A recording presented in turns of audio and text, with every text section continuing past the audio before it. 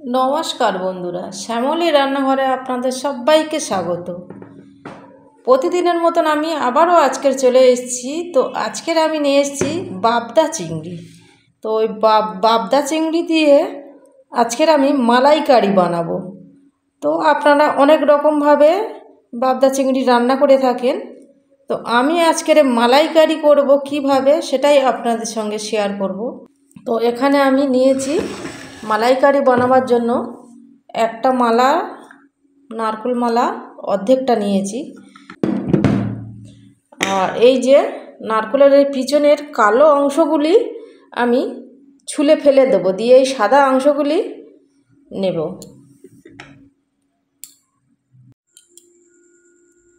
তো একটা ছুরির সাহায্যে এইভাবে হাত দিয়ে দিয়ে এইগুলো ছুলে ফেলে দেব।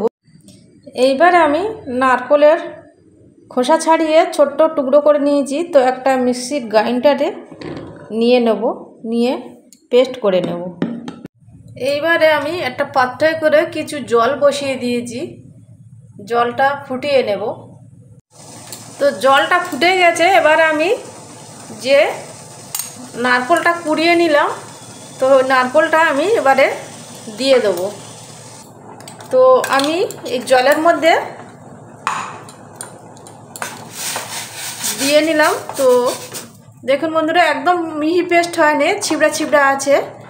তো এবারে আমি গ্যাসটা অফ করে দেব, দিয়ে ঠান্ডা হওয়ার জন্য রেখে দিলাম। তো বন্ধুরা, চিংড়িগুলো আমরা ভাজতে গেলে গরম কড়ায় তেলের মধ্যে দিলেই বেঁকে যায়, ঠিক এরকম হয়ে যাবে বেঁকে। তো কিভাবে সোজা রাখতে হবে, তো চিংড়িটা আমি টুথপিক নিয়েছি, নিয়ে আমি এই লেজে থেকে চিংড়িটা একটু সোজা করে ধরতে হবে। ধরে এই লেজ থেকে এই টুথপিকটা দিয়ে দেবো, তাহলে গুটিয়ে ওরকম বেঁকে যাবে না, সব চিংড়িগুলো সোজা থাকবে। সোজা থাকলে দেখতেও ভালো লাগে। তো আমি সবগুলোর মধ্যে আগে থেকে দিয়ে নিয়েছি, আমার বন্ধুদের দেখাবো বলে একটা রেখে দিয়েছিলাম। এইবারে আমি চিংড়ি মাছগুলো নুন আর হলুদ দিয়ে পরিমাণ মতো নুন আর হলুদ দিয়ে দিলাম, দিয়ে এবারে খুব ভালো করে নুন আর হলুদ মাখিয়ে নেব। এইবারে গ্যাসের ওভেনে একটা কড়াই বসিয়ে দিয়েছি, দিয়ে দিলাম সর্ষের তেল। তো এই মালাইকারিটা সর্ষের তেলে বানালে বেশি ভালো টেস্ট হয়। এইবারে তেলটা খুব ভালো মতন গরম হয়ে গিয়েছে, এবার আমি চিংড়িগুলো দিয়ে দিলাম। তো এবারে আমি উল্টে পাল্টে ভালো করে ভেজে নেব। তো আমার এই চ্যানেলের নতুন বন্ধু এসে থাকলে আমার এই ছোট্ট চ্যানেলটিকে সাবস্ক্রাইব করে ও লাইক দিয়ে আমার পাশে থেকে যাবেন। নতুন ও পুরনো বন্ধুদের অসংখ্য ধন্যবাদ ও অনেক অনেক ভালোবাসা। ভিডিও শুরুতে একটা লাইক দিয়ে সম্পূর্ণ দেখবেন।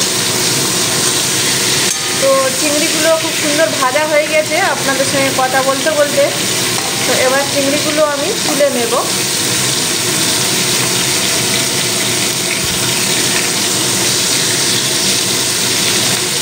এরকম হালকা করে ভেজে নেবেন, বেশি কড়া করে ভাজলে চিংড়িগুলো শক্ত হয়ে যাবে, তো খেতে ভালো লাগবে না। তো আমি এরকম হালকা করে ভেজে নিলাম। এইবারে আমি একটা মশলা তৈরি করে নেব। এখানে কিছুটা রসুন আছে, আর আছে এতটা আদা দেব না, অল্প একটু দিলাম যতটা লাগবে।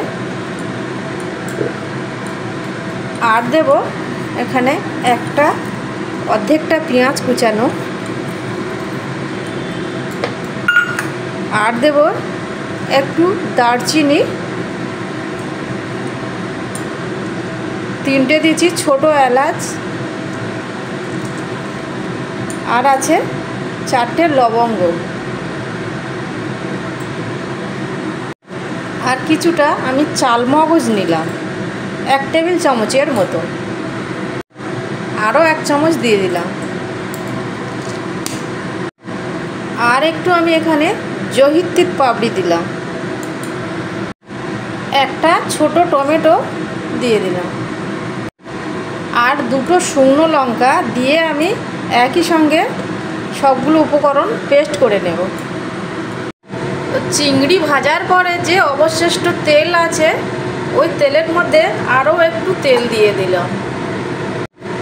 তো তেলটা গরম হয়ে গিয়েছে, আমি এখানে একটার অর্ধেক পেঁয়াজ কুচিয়ে তেলের মধ্যে দিলাম, আর অর্ধেকটা তো আমি পেস্ট করে নিলাম। তো পেঁয়াজটা 2 মিনিটের মতন কষিয়ে নেব তেলের মধ্যে। তো ঠিক আছে, এবারে আমি যে মশলাটা তৈরি করলাম ওই মশলাটা দিয়ে দেবো। তো বন্ধুরা, এই মশলাটা আমি মিক্সিতে পেস্ট করে নিলাম, আপনারা চাইলে শিলে বেটে নিতেও পারেন। এইবারে আমি পরিমাণ মতন হলুদ দিয়ে দেবো, আর দিয়ে দেবো এখানে আমি রেগুলার লঙ্কার গুঁড়ো 1/2 টেবিল চামচ দিলাম। তো আপনাদের লঙ্কা যেমন পছন্দ সেই অনুসারে কমিয়ে বাড়িয়ে দিতে পারেন। এইবারে আমি পরিমাণ মতো নুন দিয়ে দিলাম, আর দেবো আমি এখানে 1 টেবিল চামচ আমি চিনি দিলাম। তো বন্ধুরা, চিনিটা এই মশলা কষাবার সময় এ সময় দিলে মশলার কালারটা দারুণ আসে। তো বন্ধুরা, ততক্ষণ মশলাটা কষানো চলুক। এবার আমি নারকেলটা গরম জলে ভিজিয়ে দিয়েছিলাম, এবার আমি ওখানেই যাব। চলুন বন্ধুরা। তো ঠান্ডা হওয়ার জন্য আমি পাখার হাওয়াতে রেখেছিলাম। তো এবার আমি হাত দিয়ে এভাবে গরম জলের সঙ্গে ভালো করে চটকে চটকে এভাবে নারকেলটা দুধগুলো বার করে নেব। তো বন্ধুদের হাতের পাশে এরকম তাজা নারকেল যদি না থাকে তো দোকান থেকে যে কোকোনাট পাউডার পাওয়া যায় ওইটা কিনে নিয়ে এসেও মালাইকারি বানাতে পারেন। তো 5 মিনিট সময় নিয়ে আমি ভালো করে এরকম হাত দিয়ে দলে নিয়েছি। এবারে আমি এই বাটি নিয়েছি একটা, তো এবার আমি ছেঁকে নেব, নিয়ে আমি এই দুধটা বার করে নেব। এখানে আমি এই নারকেলের ছিবড়া অংশগুলি দেব না। তো এত গরমের সময় এই ছিবড়া অংশগুলি না খাওয়াই ভালো। তো আমি ছেঁকে নিয়েছি, এবার এই দুধটা নিয়ে নেব। তো বন্ধুরা, আমার এখানে মশলাটা কষানো হয়ে গিয়েছে। তো দেখুন, এখান থেকে মশলা থেকে খুব সুন্দর তেল ছেড়ে দিয়েছে, মানে মশলাটা একদম পারফেক্ট কষানো হয়ে গিয়েছে। এবারে আমি নারকেলের যে দুধটা বার করে নিলাম সেই দুধটা দিয়ে দেবো। এখানে আমি আর এক্সট্রা কোনো জল দেব না। তো এবারে আমি ফুটিয়ে নেব, জুসটা ফুটিয়ে নেব, তারপরে আসছি। তো ঝোলটা 2 মিনিট ফুটেছে। এবার আমি ভেজে রাখা চিংড়ি মাছগুলো দিয়ে দিলাম। তো চিংড়ি মাছগুলো দিয়ে আবার 2 থেকে 3 মিনিট ফুটিয়ে নেব। তো হয়ে গেছে আমার চিংড়ি মাছের মালাইকারি। এবারে নামিয়ে নেব। এইবারে আমি পরিবেশন করার জন্য একটা প্লেটে তুলে নেব। তো বন্ধুরা, এরকম গরম গরম ভাতের সঙ্গে যদি সঙ্গে থাকে এরকম চিংড়ি মাছের মালাইকারি, তো এক নিমিষেই 1 থালা ভাত শেষ। তো বন্ধুরা, আমি আমার মতন পদ্ধতিতে বানিয়েছি। তো এতক্ষণ ধরে ধৈর্য সহকারে আমার যে সকল বন্ধুরা আমার ভিডিও জুড়ে আছেন সকলকে অসংখ্য ধন্যবাদ ও অনেক অনেক ভালোবাসা। তো নতুন কোনো বন্ধু এসে থাকলে, এখনও সাবস্ক্রাইব না করে থাকলে অনুরোধ রইল আমার এই চ্যানেলটিকে সাবস্ক্রাইব করে আমার এই ছোট্ট চ্যানেলের পাশে থেকে যাবেন। তো কেমন হলো আজকেকার আমার চিংড়ি মাছের মালাইকারি কমেন্টে জানাতে ভুলবেন না। কোনো অংশে একটু হলেও যদি ভালো লেগে থাকে একটা সাবস্ক্রাইব করে আমার এই ছোট্ট চ্যানেলের পাশে থেকে যাবেন, বেল বাটনটি প্রেস করবেন, তাহলে যখনই আমি এরকম নিত্য নতুন রেসিপি দেব আপনাদের কাছে পৌঁছে যাবে। সবাই সুস্থ থাকবেন, খুব খুব ভালো থাকবেন। আবার দেখা হবে নেক্সট কোনো ভিডিওর সঙ্গে। নমস্কার। Tata bye.